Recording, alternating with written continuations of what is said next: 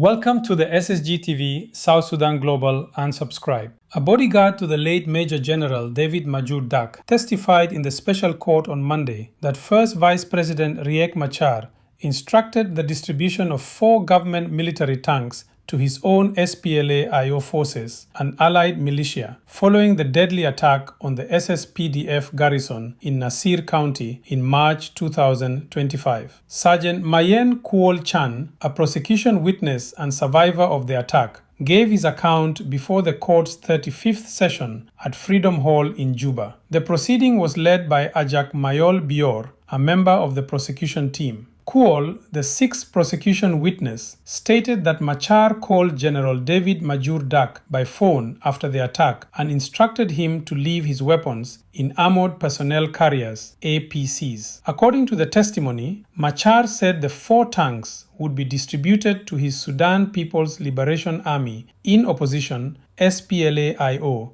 and to factions of the White Army militia, specifically naming sub-clans of the Jikani Nuer community. Machar called Majur on phone and told him that the military tanks they were in will be distributed, Kuol told the court. He said one will be given to the SPLA-IO, second will be given to the sub-clan of Sielang, third to the sub-clan of Sieyol, and fourth to the sub-clan of Sie Binyal. Kuol testified that Machar assured General Majur of his safety and that of his bodyguards, promising they would be escorted to UN helicopters by SPLA-IO officers. The witness described a series of events leading to the general's death. He said that on March 7, 2025, SPLA-IO commander Brigadier General Kwan Mayom arrived and took possession of the 4 tanks for distribution as outlined. Earlier, Nasir County Commissioner James Gatluak Lu, along with senior SPLA-IO officers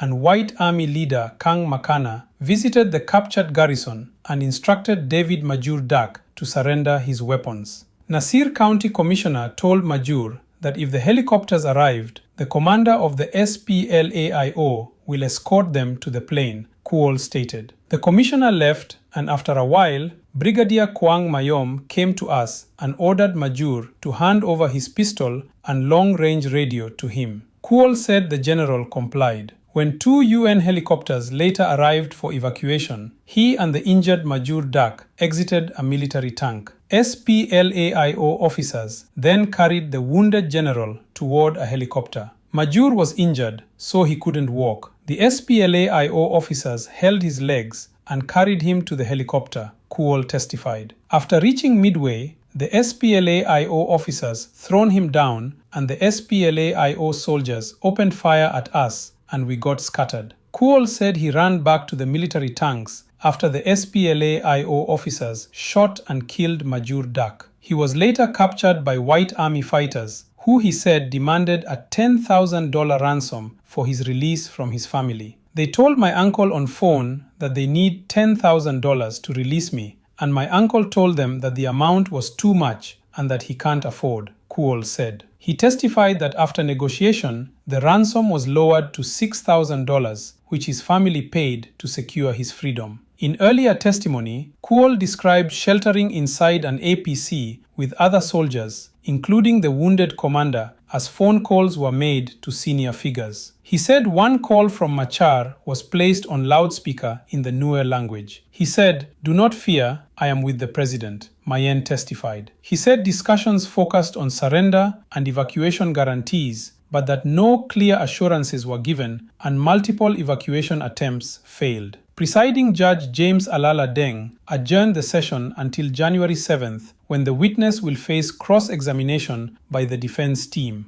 Machar and 7 co-accused face multiple charges, including murder, conspiracy, terrorism, treason, destruction of public property, and crimes against humanity. Prosecutors allege that SPLA-IO forces, allied with the White Army, killed 257 South Sudan People's Defense Forces SSPDF soldiers, including Commander General Majur Dak, and destroyed or seized military equipment worth an estimated $58 million during the Nasir garrison attack. This news report is according to Radio Tamazuj. Please subscribe to the SSGTV South Sudan Global.